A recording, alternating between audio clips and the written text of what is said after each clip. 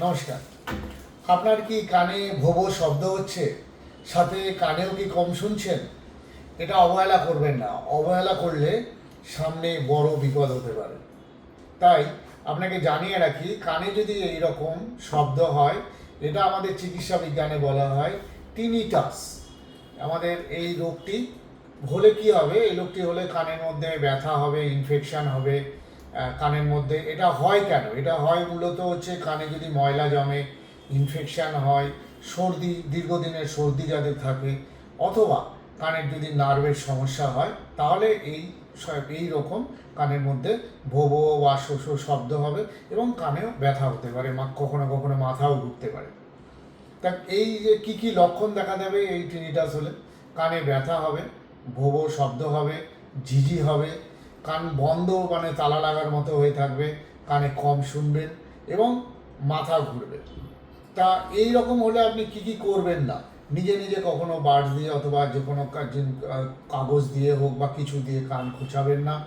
আর headphone কিন্তু বেশি জোরে একদম শুনবেন না। হোমিওপ্যাথিক চিকিৎসা আছে। হোমিওপ্যাথিতে খুব ভালো ভালো ওষুধ আছে যেগুলো এই টিনিটাস রোগের ক্ষেত্রে কাজ করে, কার্যকরী।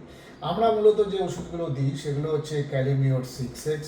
ক্যালিমিও কী হয়, যাদের এই সর্দি লাগে, হট করে সর্দি লেগে কান বন্ধ হয়ে যায়, সাদা সর্দি হবে কানের ভিতরে, তাদের ক্ষেত্রে ক্যালিমিওর দিনে 3 থেকে 4 বার যদি 4 ফোঁটা করে খাওয়া যায় খুব ভালো কাজ দেয়।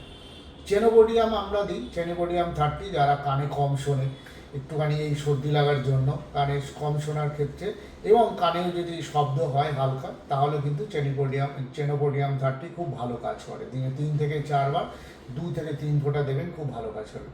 আরেকটি ওষুধ দিচ্ছি যেটির নাম হচ্ছে স্যালিসাইলিক অ্যাসিড 200। এটি সকালে একবার খেতে হয়।